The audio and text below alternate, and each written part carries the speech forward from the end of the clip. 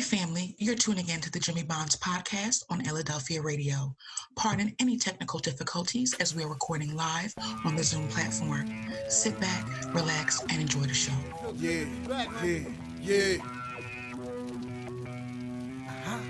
Jimmy. Lights, camera, action. Some people thought I quit and I ain't giving satisfaction.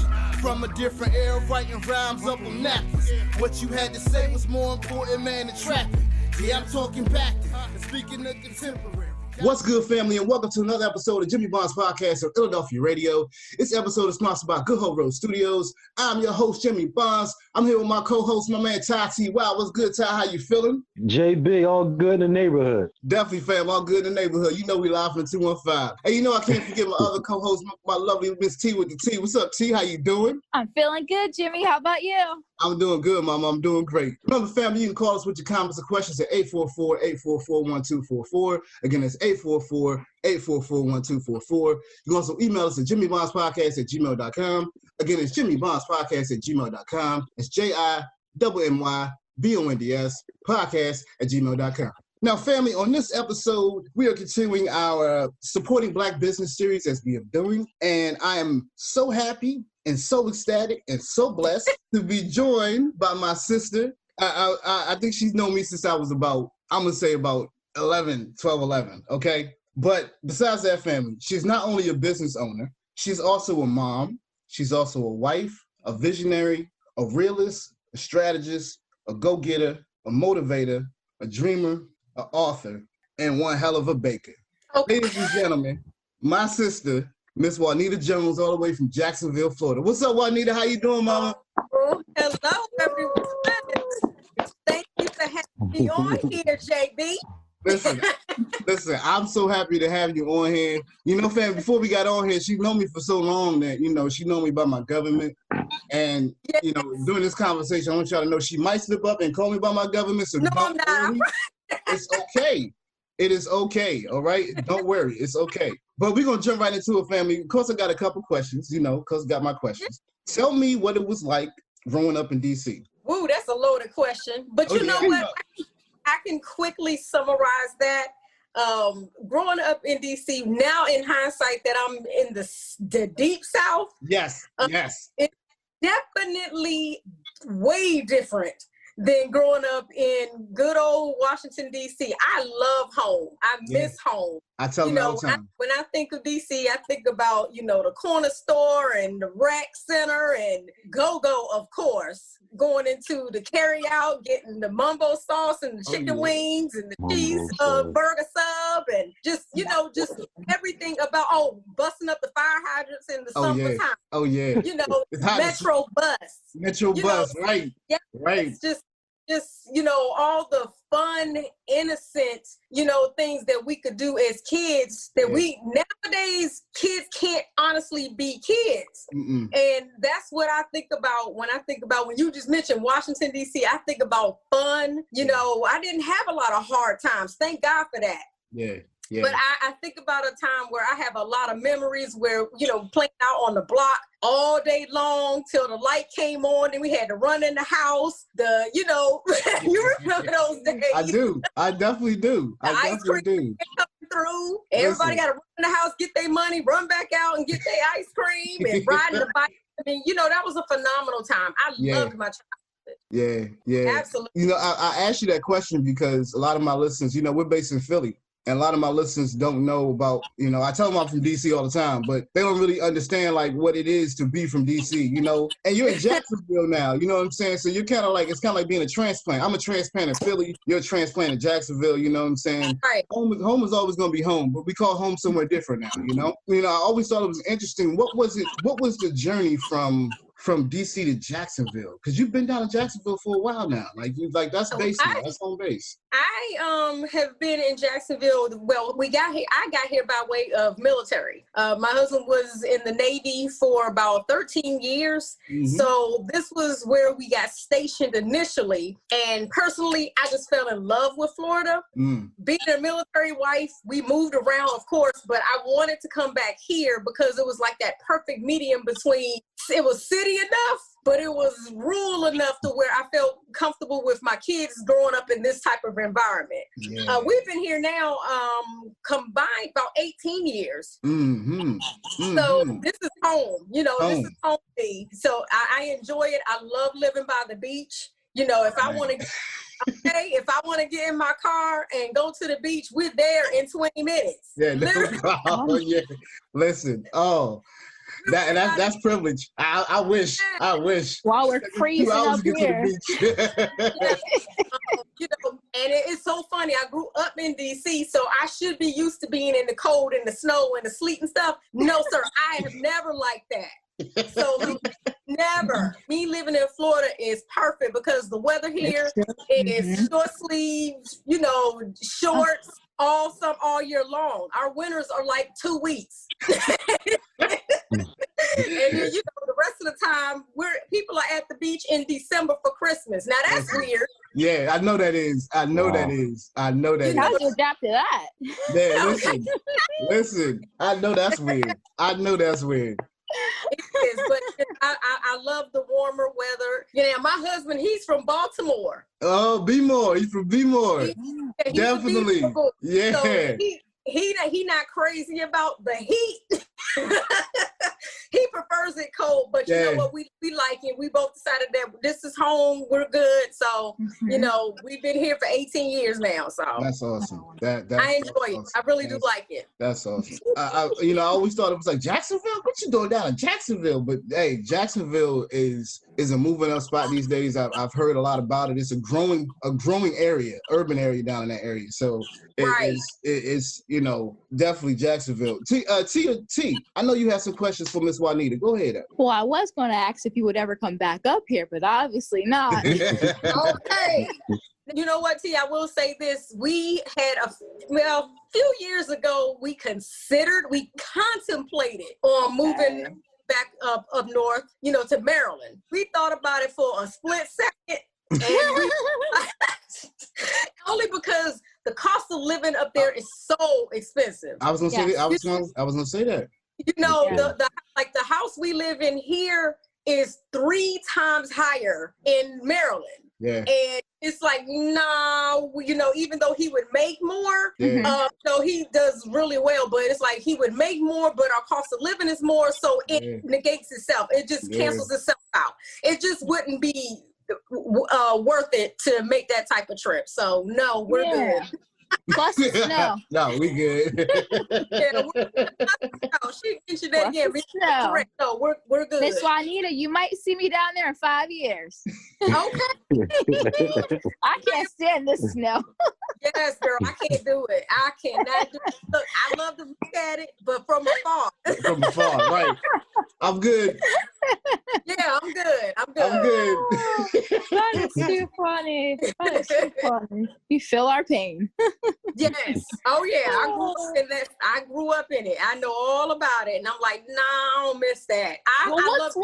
What's one thing you do miss besides like the corner store, because you don't miss the snow? Is there anything else that you miss about North? Family. Of course.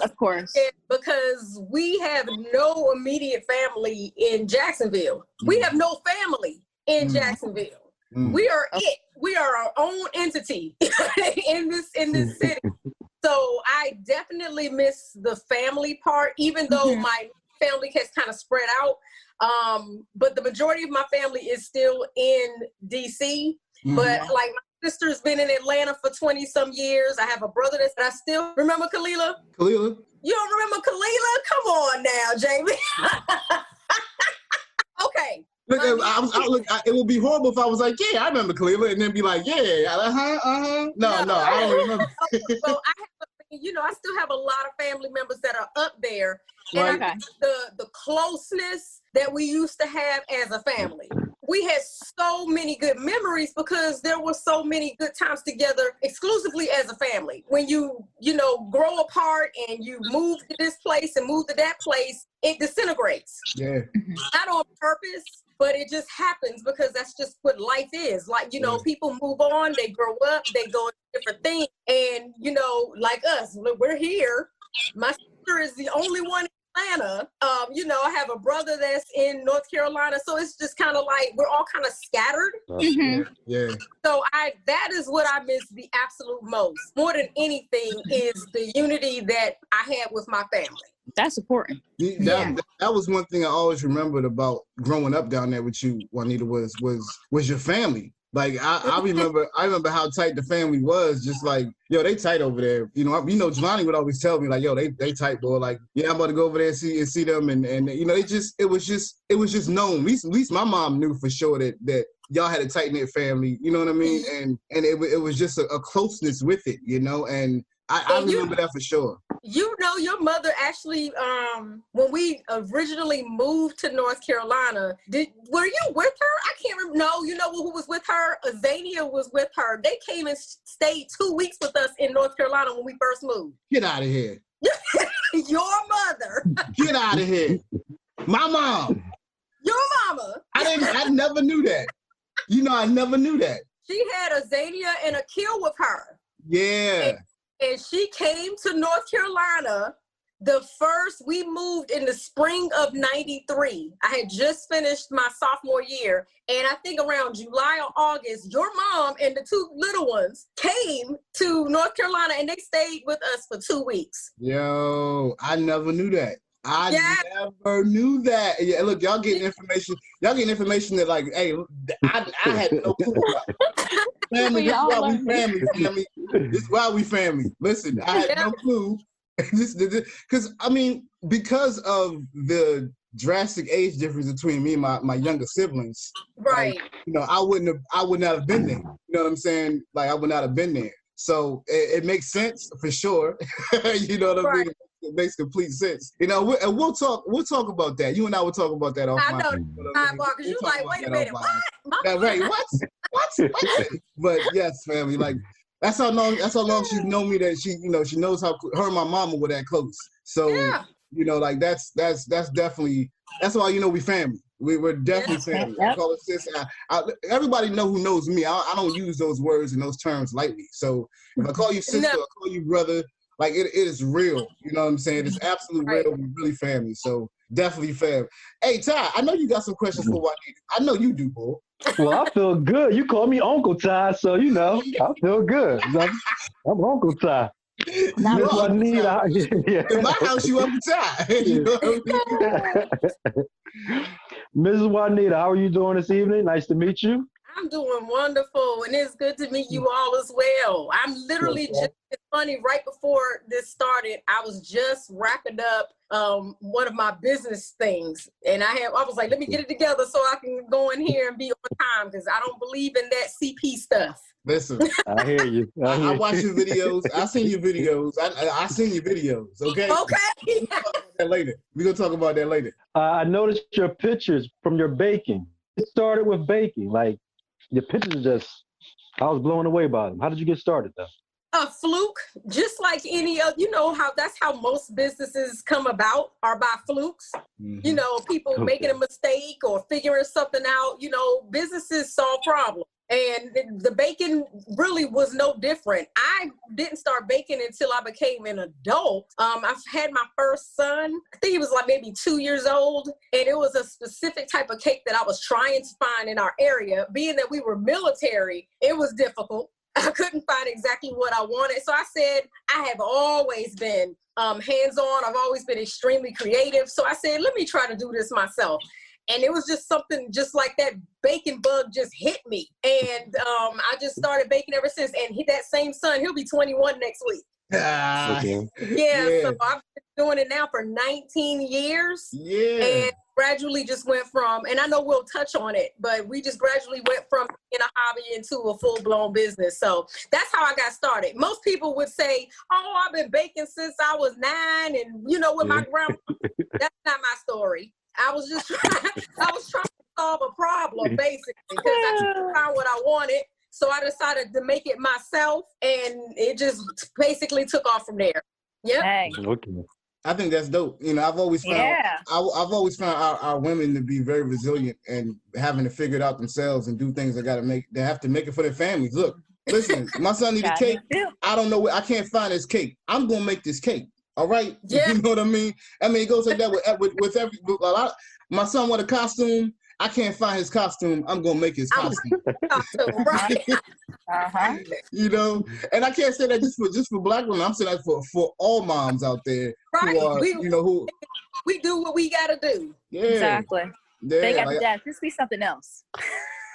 Right. that's what my wife did to me. She sent me to the corner, or she sent me to go play video games while she take care of it. Go do something with yourself. I got this. I got this. That's what it is, family. That's what it is. You know that. Everybody know that. Everybody knows what it is. Say Definitely, family. Definitely. Listen, we're going to take a quick break. Remember, family, you can call us with your comments and questions at 844-844-1244. Again, that's 844-844-1244. You can also email us at jimmybondspodcast@gmail.com. Again, it's jimmybondspodcast@gmail.com. That's JIMMYBONDS podcast@gmail.com. You will listen to the Jimmy Bonds Podcast on Illadelphia Radio. We'll be right back. Hey, this is Michael from Abu Dhabi. Listen to the Jimmy Bonds Podcast on Illadelphia Radio. Have you ever been stuck with low or no data and couldn't listen to your favorite podcast? Or maybe it was one of those spotty self-service days where you had call service but no data service and couldn't listen to your favorite podcast? Well, stop sweating the issue because I have the ultimate solution for you. Every podcast on the podcast listening app and website Bullhorn comes with a 10-digit phone number where you can call in and listen to the podcast like a regular phone call. So no more missing episodes because of low or no data. With Bullhorn's data-free listening capabilities, you'll be set from here on out. Even if you're never without internet service and are looking for a new podcast app with an awesome interface or one that is just outright easy to use, then Bullhorn is for you. Download the Bullhorn podcast app in your provider's app store or stream at the website at bullhorn.fm. And check out the Jimmy Bonds podcast on Bullhorn at 978-599-7800. Again, you can call the Jimmy Bonds podcast on Bullhorn at 978-599-7800. Bullhorn and the Jimmy Bonds podcast. Let's go. Welcome back to the Jimmy Bonds Podcast on Illadelphia Radio. We thank you for listening. Remember, family, you can call us at 844-844-1244. Again, it's 844-844-1244. You can also email us at jimmybondspodcast@gmail.com. Again, it's jimmybondspodcast@gmail.com. That's JIMMYBONDS podcast@gmail.com. And welcome back to Jimmy Bonds Podcast on Illadelphia Radio. Again, family, we're continuing our Supporting Black Business series, and I am lucky again to be joined by our lovely guest, Miss Juanita Jones, all the way from Jacksonville, Florida. She is, again, a business owner, and she is also a motivational speaker, family. And on this segment, I wanted to talk to her about her motivational speaking initiative, The Frustrated Dreamer. She has her book. She wrote her book, family. I told you she was an author. So, you have to send me a copy because I need to get a copy. I'm going to order a copy anyway, but I want a signed copy. Okay. You need a signature copy. I need a signed copy. I was going to make sure, the team go get one. I'm going to order some anyway for the family, but I'm going to make sure that I need, okay? Absolutely. I'm going to order one too. I hear you. Oh, you can. I'm talking to myself. That's T talking out loud. Talking out loud. I love it. I love it, T. But one of the things that I noticed immediate about The Frustrated Dreamer was I threw my hand up like, yo, I'm one of them. I'm definitely a frustrated dreamer. I mean, anybody who knows me knows I've always been a dreamer. That's my moniker. That's what I go past. Stay up, don't sleep in your dreams. I am absolutely a dreamer. But with being a dreamer, family, there's a lot of frustrations with it that comes along with it along the line. So I wanted to talk to our sister about it. So tell me about, where did The Frustrated Dreamer come from? Man, let me tell you. Okay, that book actually was birthed of naturally out of my own frustrations. The title was given to me in a dream. I actually dreamed that I was going to be writing a book, and the name of the book needed to be The Frustrated Dreamer. And it wasn't a week later I started actually writing it. I had no idea what it was really going to be about. I didn't know how I was going to get it published. I knew nothing about writing a book. But I was just told, just do it. Just start writing together, and everything eventually lined up to where I was able to give birth to it. That book was birthed out of me sitting in corporate America's cubes, and I felt like those 4x4 walls was literally squeezing the life out of me.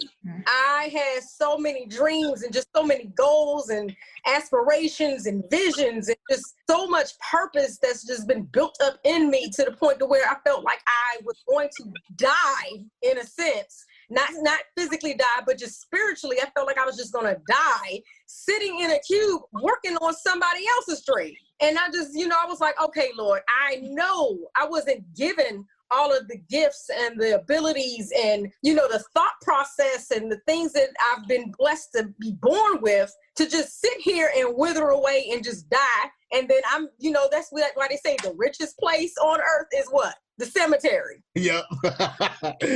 Because people allow their dreams to die with them. I just flat out refused to let that happen. So as I was sitting in that cube, there were so many days I would cry in the parking lot because I didn't want to go in the building. I would go in the building, I would sit at my desk, and I would cry at my desk before I had to get on the phone and make all these phone calls. And in corporate America, I was a sales executive, and I was darn good at it. I made those people multi-million dollars, and I was unappreciated.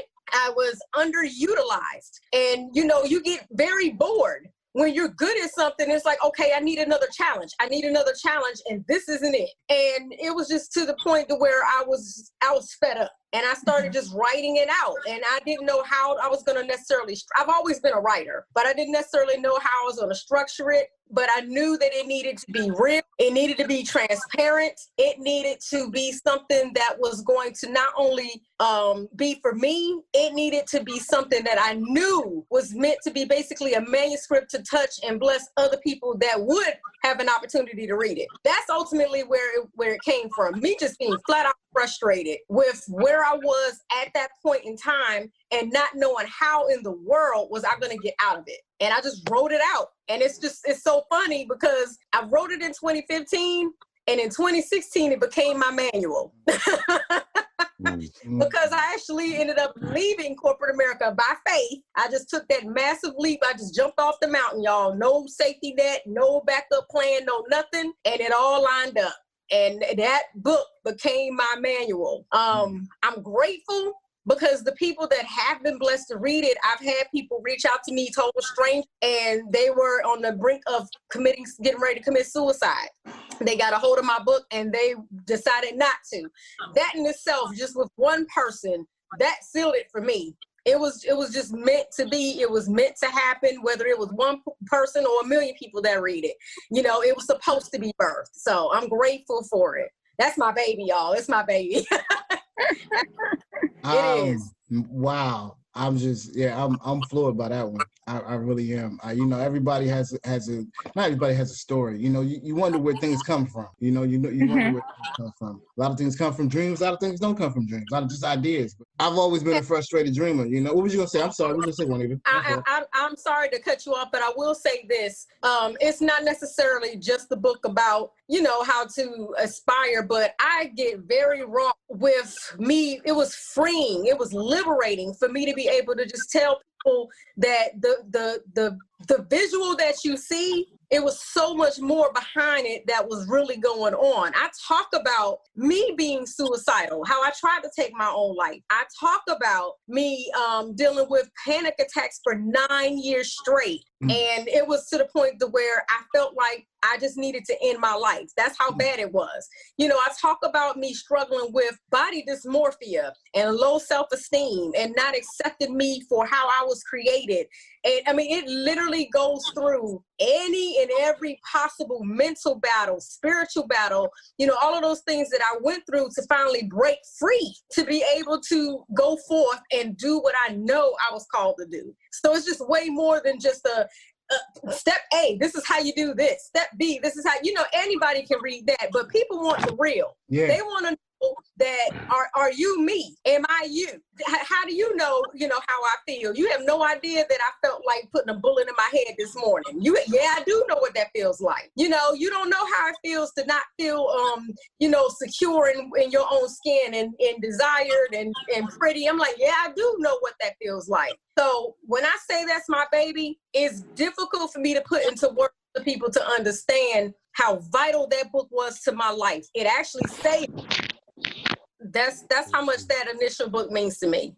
Yeah. That's heavy. And I love heavy. We don't do light on Jimmy Bond's podcast. I mean, family will tell you we don't go light. We don't go. We want the real. I told you she was the realist. Yeah. And we want the real, because that's what we don't want the what people call the fluff. We want the realness of what people are really feeling. We do. In 2020, all people want is fantasy. Yeah. Nobody wants the reality anymore. Nobody wants to know what's really going on. And then now, especially with social media, you really can paint a pretty picture. And people don't know, people don't know that right after you took that picture, you didn't know what the heck you was going to eat, but you're posting like you fanning out money. That's your rent money. And people have no idea the struggle that you're really going through. And it's all to just paint this fake facade like everything is okay. No, it's not. And it's okay to not be okay. And it's okay, for other people to know, so that they can be there to help you and guide you, especially if you've already been down the road that so many other people are going down. This fakeness, they've made fake be the new real, and real is like, oh, what's that? No, truth become lies and lies have become true. That's facts. That's facts. That's all the facts. way. Family, you know how we do podcasts and people talk, and I'll be like, I'll be feeling like Sister Juanita just be saying stuff. I'm just gonna shut up since I'm like, yo, just go ahead and talk, because I'm just gonna be your podcast. This ain't my podcast no more. This is called Juanita Jones podcast for the night. No. No, but I say that because, you touching on so many things that I'm always saying. You know what I mean? That Ty's always saying, and T's always saying. We're always talking about it. Like, we are tired of this. Jimmy hears from me every day. I hear about it all the time. Like, the realness of what people are going through. Like, look, man, people going through some hard, excuse my French, shit. People going through hard shit right now. They're going through some rough times right now. Rough times. And we talked about my mama, and we know about rough times. We talked about my mama. Right, yes. People are going through those extents of rough times. I'm not going to go into divulge into my mama's story, but I'm going to tell you, like, look, man. You had some hard times. Juanita can tell you. I remember many of those days. And, without divulging information, those are the same type of scenarios that people are going through today. But pride, I don't know. It's just, man, things have changed drastically. Even in 10 years, people's pride keep them from getting the help that they need, the support that they need, because they're so busy trying to keep up with this pseudo appearance, instead of saying, hey, y'all, I'm really struggling right now. I really need some help. What can I do? Even, it's the simplest thing. Like, every morning I get up early before my family, because I spend that time in devotion. I spend that time getting myself together spiritually for the day, making sure that I'm right, so that I'm starting my day off right. And I've just been recently led to go on Facebook, go on my social media and ask, hey, does anybody have any special requests that you need me to, touch and agree on, and just be in agreement with you and, pray for you or with you? And you would be surprised the number of crickets I hear. And then I'll get DMs later. Hey, sis, I'm going through this, I'm going through that. Or either I will reach out to them. They don't say nothing to me, but I feel it. And I reach out to them and say, are you okay? Just let to check on you, see how you doing. And then they got this whole story about stuff that's going on. And I asked them, well, when I asked, why didn't you just reach out to me? Pride and shame. Okay. I just do. Okay. I'll give you an example. I'll give you a problem. If y'all want the answer, you want real. Okay. So one day, Juanita hits me up on Facebook. She's like, what's going on, Jimmy? How are you doing? You good? I'm just checking on you, bro. I'm like, I'm good.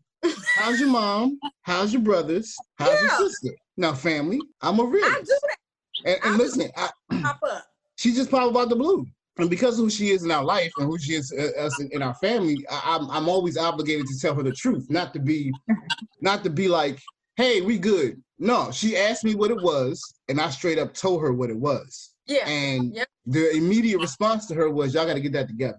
Still working on it. But the fact that she even felt, the fact that she even felt, I mean, look, hey, y'all, remember that podcast we did, The Family You Born In and The Family You Create? Okay. Yes. That's all I'm going to say about that. All right. Yeah. But, yeah.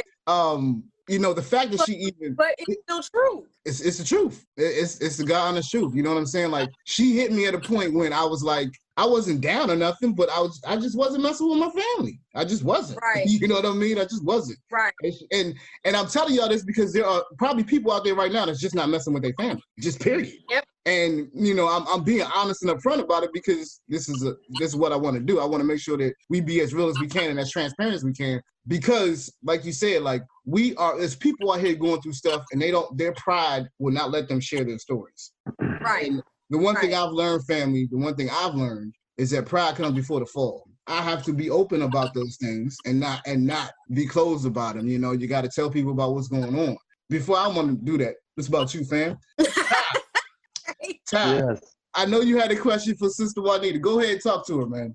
Yes, I did. Mrs. Juanita, I came across the word metacognition. I was like, it's about time I can relate to somebody and talk to somebody. Like, I need to know. It's like, I need to know this because I'm sitting here walking around this earth like people think I'm crazy when I start talking. And it's like I'm talking outside of their circle of awareness. And sometimes, you know, I tell people, like, I may say things that's outside your realm of awareness. Right. It doesn't mean that I'm being disrespectful. You just don't know some things. I don't know some things too. Right. You know, when I try to explain things, it's like he's crazy or he's talking, the stars and the moon. But metacognition, if you can explain that, if it can be taught, can you just elaborate on it? That is super. Yeah, I can break it down really simple so that people actually understand exactly what that means. Basically, in regular terms, it means that anytime you're sitting at home, at work, you're driving in your car, especially, our thoughts go all over the place when we're driving. We can be thinking about all kinds of stuff. You, us as human beings, we are made up, for those who don't know, of 3 different parts. We're a spirit being, which is how we're here. We also have a physical body, which is what our spirit lives in. And then we also have what's called a soul. That's your mind, your will, and your emotions, okay? We have the ability to basically create the world around us by our thought process. You basically have what you say out of your mouth, and it starts with the thought. Everything that we do starts with a thought. Everything. No matter where we end up in life, no matter how we feel about our circumstances in life, our outcomes. Now, don't get me wrong, there are some things that happen that we just can't control. However, our behavior, our actions are controllable. So that means that anything that we think about, we have the ability to think about what we're thinking. It's like, okay, if I'm thinking I am such a loser, I can't stand myself, I just don't like anything about me. Okay, I have the ability to stop and say to myself, why did I say that? That's not really true. And I can stop saying that and I can shift my perspective. So you have the ability to actually control your thoughts by thinking about what it is that you're thinking. You don't necessarily have to go along with every single thought that pops into your brain, because every thought that comes into your head is not of you. It's not from, I'm a believer in God. It's not from God. Understand, we have a very real enemy. It's a spiritual enemy. Anything, that's not good, it's going to be bad. It's good or bad, whether you believe in God or not. There is definitely a opposite of, and we have the ability to be able to switch those thoughts off, switch thoughts on. That's why you see so many people that you can see 2 people from the same family, and one becomes extremely successful and one end up being a bum on the street. It's all about the thought process, how they think about themselves and what they decided to do. Their environment, they was in the same environment, but that didn't keep one from being successful versus the other. And if we start thinking about what we are thinking, think about the things that we're doing. People who commit suicide, think about it, guys. They're thinking about it before they even get to the point of actually implementing. That means that there's opportunity to have that thought stop and changed and redirected to a different place versus just staying stuck in that one spot. So it's important that people understand that you have way more power within you than you think you do. Way more. You know, it's not a matter of, oh, it's just gonna happen to me just because it's happening to me. No, you have the ability to change a whole lot of stuff. And some people, unfortunately, like to utilize their behavior as an excuse. You know, they like to use it as an excuse for, well, this is just how I am. No, that's how you choose to be. Well, this is just the way I was raised, or this is just how it is. I ain't never gonna get out of this. Well, you won't if you keep thinking like that. You know, it's all a matter of you have the ability to change your environment. You have the ability to change your world based off of your initial thought process. It all starts in the brain. All of it starts there. So that's basically the easiest breakdown of what metacognition means. The ability to change your thinking by thinking about what it is that you have in your brain. Think before, think about what you're thinking. That's the bottom line. If you see, I want to say, you see Tal over there when you was explaining it.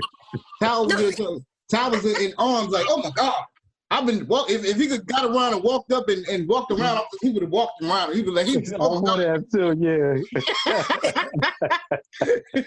he was finally somebody saying something about it. Finally. But that's love. That's what I'm talking about. You know, I need to. I'm sorry. You shape, girl, by your words. Yeah. You shape. And your words come from where? Your thoughts. Yeah. If you don't change how you're thinking and your mentality, you're not going to change anything around you. Yeah. Period. Point. Yeah.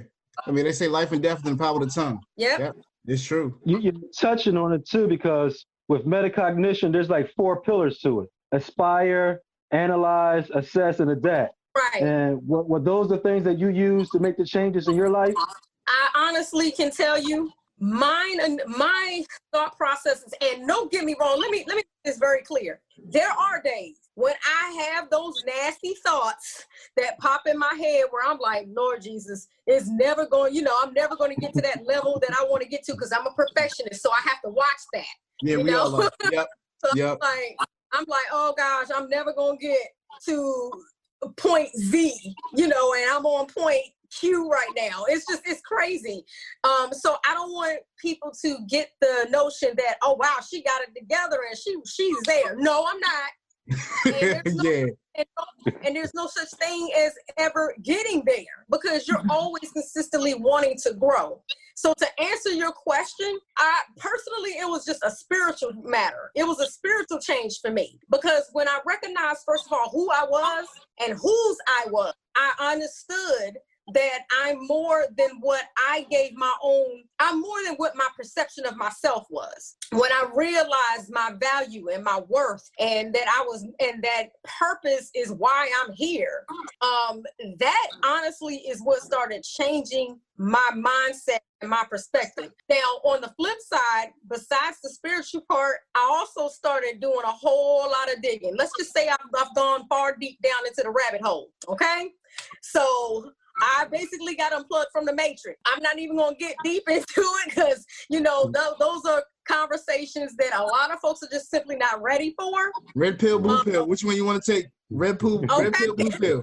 You got to take one. And I just, I basically have seen a whole lot of behind the veil, behind the curtain. And when I started seeing how the puppet strings have been working, and,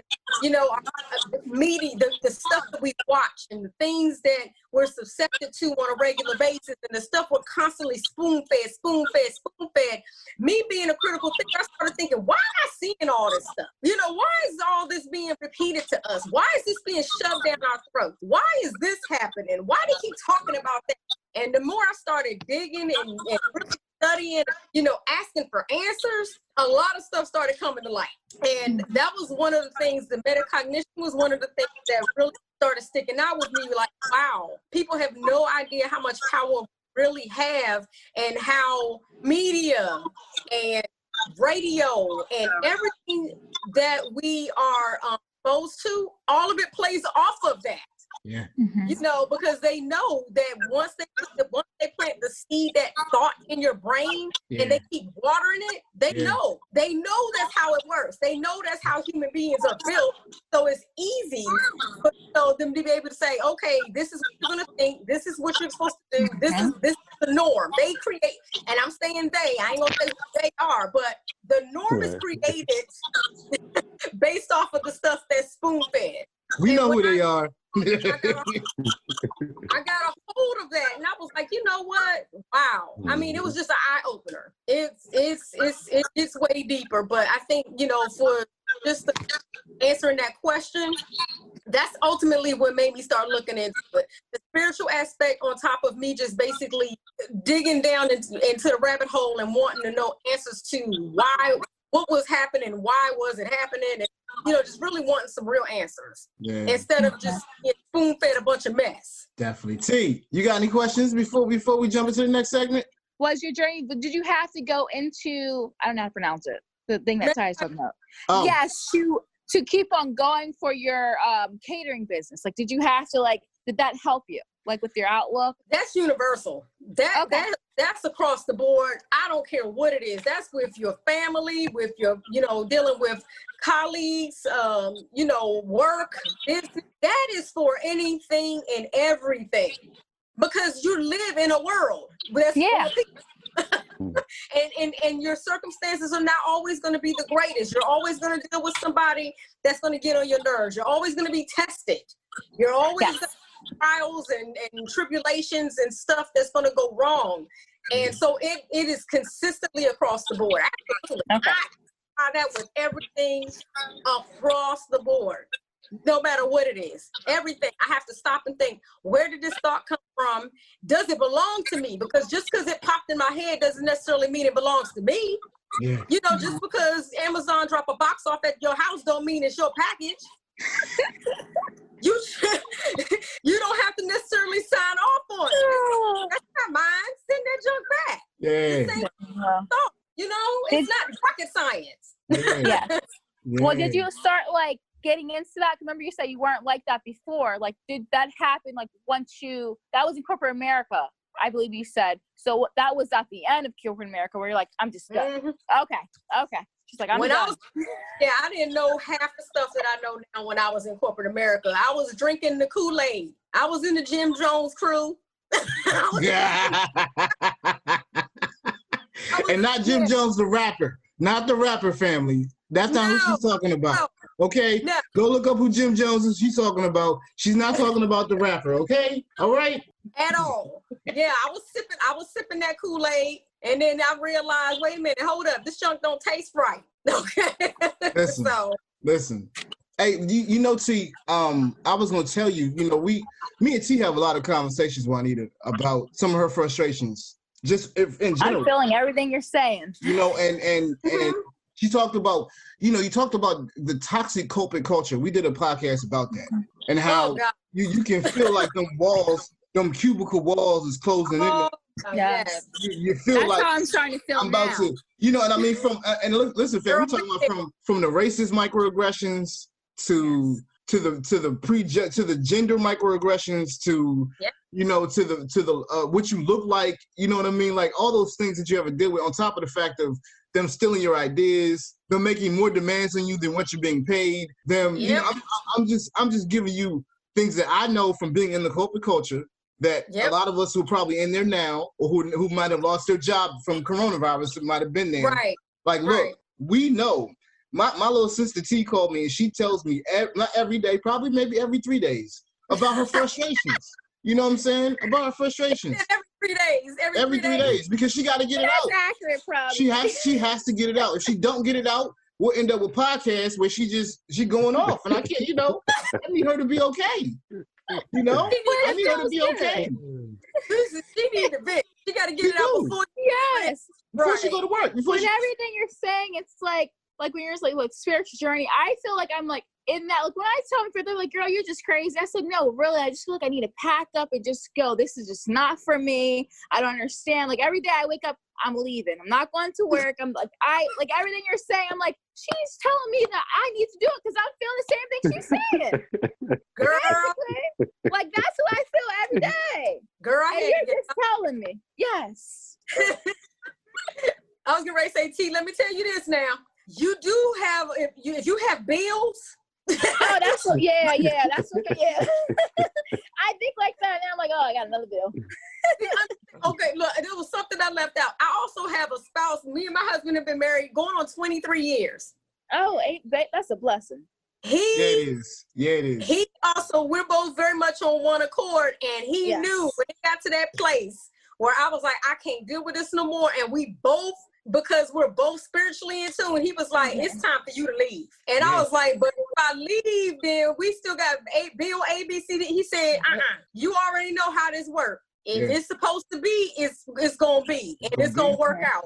And so when he gave me his blessing to go ahead and give them your notice, I walked up off that job. But let me tell you, this is how faith works. Because 3 days after I walked off my job, I had no idea how stuff was going to happen. My husband got offered a better position, making way more money than he was making at the job. And he didn't even apply for it.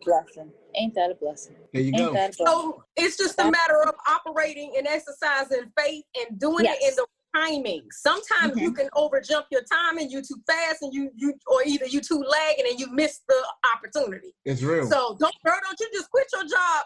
No, I'm not. But you know, they be little thing in the back of your mind say, how much longer? Oh yeah, I did that for years. I did that. Okay. Hey, y'all want to know the hood remedy? You want to know the hood remedy? Here's Jimmy's hood remedy. Get fired. That's Jimmy's hood remedy. That's what happened to Jimmy. I was like, yo, look, there's two things gonna happen. Either I'm gonna quit or y'all gonna fire me. I'd rather you fire me. Because I don't busted my ass for too long to just up and quit and get nothing for it. I'm not trying to talk about scheming. I'm not talking about scheming. None of that. I'm trying to explain to you that sometimes you gotta step out there on faith. And sometimes I can tell you it happened to me twice. I got fired twice. The first time I was like, oh man, I gotta hurry back and go look at the job. Oh man. God was like, bro, you better sit down. Right? You've been grounded for 10 years. You better sit down. Okay, all right, I got you. I sat down. Next thing I did, next couple years later, went back and got another job. Worked that job for 2 years, 2-3 years. They fired me. After that, I said never again will I be giving my services for anybody while I'm not making no money from it. Or I'm not benefiting from it. Never again. I did it for too long. And you say to yourself, like, you wake up every day, you got bosses being mean to you. Not talking about, and the thing about it is, the problem a lot of times is it doesn't just start there. It starts in school. Then you go from school, and then you get to your job. Because really, we're all grown kids. We say we're adults, but we're still dealing with our things that we did when we were children. So we're all grown kids. So when you think about it, when you get into these jobs, it's high school. It's the same thing. It's like high school. It's like high school for adults. High school for adults, pretty much. Yeah. And you sit there, and the people do the same thing they do to you in high school. They snitch on you. You know, they tell the teacher on you. You know what I'm saying? They jealous of you. If you're smart and you got good ideas and you black, they gonna have a problem with you. Period. Like just period. You know. And don't be educated. That's what I'm saying. You got a whole problem. No, don't have an education. Don't have an education. Look. Now, I came out my mouth a couple times like, okay, I'm an educated person. Okay, don't try to play me now. Listen. Don't do it. Listen. I know. Don't talk to me like I'm a first grader. I know we veering off topic, but I wanted to make sure that I told T this because Juanita, I told T that you were going to be a great guest for her to remember, for her to hold, to have as inspiration. You know what I'm saying? Yeah. Because I thank you. You say you totally agree? I totally understand. Yeah. I understand. Yeah. Thank you. Yeah. And let me tell you this. I'm also living proof that it does change. that it can change, because there were many, many, many days I sat in that Cuban. I told you, girl, I would be in there crying. I'd be in the bathroom. Yes. I'd be like, I don't want to answer another phone call. I don't want to deal with another stupid meeting. I don't want to deal with none of this mess. But you know what? Here I am 4 years later outside of corporate America. And I look back in hindsight and I'm like, wow, I actually did make it out. Like it actually happened. Yeah. It will happen. But remember to hold on to that metacognition we talked about earlier. Change your mind frame. And start. And also here's great advice for anybody else that's going through this as well. Your preparation season is now. Thank you. Wherever you are, no matter what type of job you're doing, I don't care what it is preparation for your next level. Because everything that I did on those folks' jobs, I was a senior executive, I was a sales trainer, I've been in business management, so I basically teach other people how to grow their businesses. I teach other people how to make money, basically. And those were skills that I developed while I was working on those people's jobs. And it's the same stuff that I was able to take and implement into my own stuff. So it can be the most minute thing. Don't discredit it. Don't take it for granted. You soak in as much information as you possibly can while you are where you are, because I promise you, you're going to utilize a lot of those same processes when you are out on your own, doing your own thing. And they just gave you the information for free, basically. They paid you to be able to take what they gave you and use it for your own stuff. Turn around. For your own business. See, I told you. Yeah, exactly. So you spent. This is your preparation. This is the time you prep for where you're going. I feel like I've prepped my whole life. But you know, I mean, I tell you, look. Let me tell you something. Let me tell you about slow cooking. Let me tell you about slow cooking. This is something my wife always. Oh, here you go. You talk about slow cooking. It's different. We live in a microwave age. Sometimes you got slow cooking. You gotta let it marinate. You gotta let it marinate overnight. Hey, look, ain't that what Rocksteady said? We gotta let it marinate. You gotta let it marinate overnight. You gotta let it take its time. I told you I was an intern at a local newspaper for 3 years. I worked in the basement.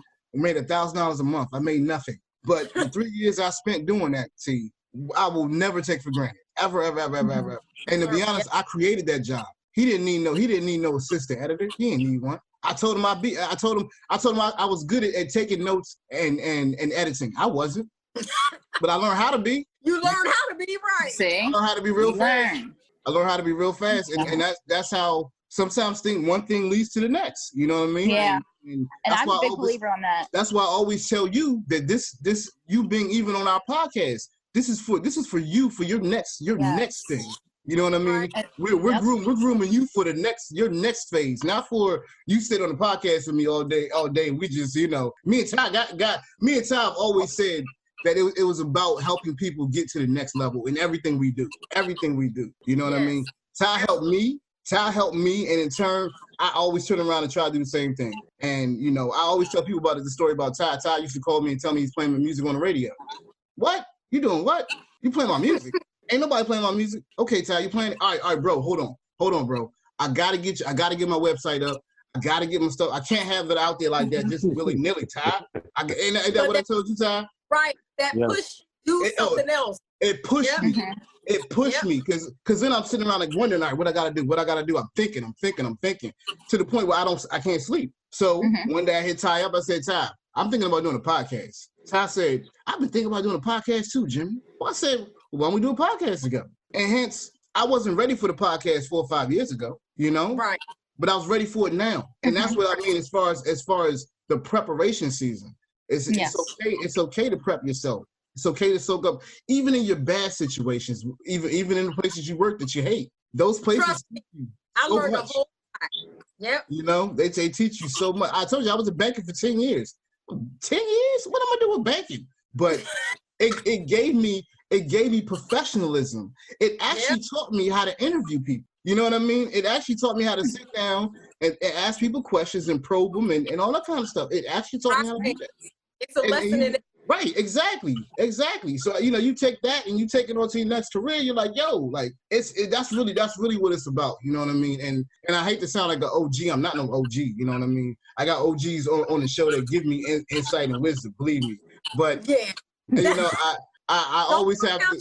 yourself, man. You ain't that young. Look, man, look, I'ma always be young. I'ma always be young. I got 2 babies that's young. I gotta stay young. My babies ain't young, Juanita. I'm sorry. Okay. You see her face? Okay. Nah, Ty, they wear me out. I know, but I'm just saying, T, like, you know, we family. So I always think that I always seen so much in you, you know. Yeah. And I always feel like it's important to keep pushing you to where you have to go. You know what I mean? I do want to thank you guys for that. Listen, because I had my stand, so I'm like, I'm not doing it with my degree. I got that stupid degree for nothing. Yep. Nobody, CBS ain't hiring, Fox ain't hiring. And then I was like, gotta do a podcast. And I was sitting on it, just like you guys. I've been sitting on it when I graduated, I've been sitting on it for 2 years. Yep. Then I said, my aunt, like, oh, I'm gonna do this podcast. Look at us now. Yep. Interviewing the Miss Juanita. Listen, that's what happens. That's fabulous. Listen. But on that note, family, listen, on that note, we could go on and on. And, yes. You know, on that note, and, you know, that's where I'm going to wrap the show. So until the next episode, you can find me on Good Hope Road, screaming, stay up, don't sleep in your dreams. I'm Jimmy Bonds, and I'm out. Fam, that's going to wrap the show. We want to thank you for listening to Jimmy Bonds Podcast on Illadelphia Radio. We ask you to leave your comments and questions at 844-844-1244. Again, that's 844-844-1244. You can also email us at jimmybondspodcast@gmail.com. Again, that's jimmybondspodcast@gmail.com. That's JIMMYBONDS podcast@gmail.com. Now remember, family, we are still in the COVID-19 pandemic, so please, please, please remember to wash your hands, wear a mask, and practice social distancing. Also, remember to take nothing for granted and value every opportunity you have with your friends, your family, and your loved ones. For in these times, every moment is sacred. So until the next episode, you can find me on Good Hope Road, screaming, stay up, don't sleep in your dreams. I'm Jimmy Bonds, and I'm out. Fight on, come on.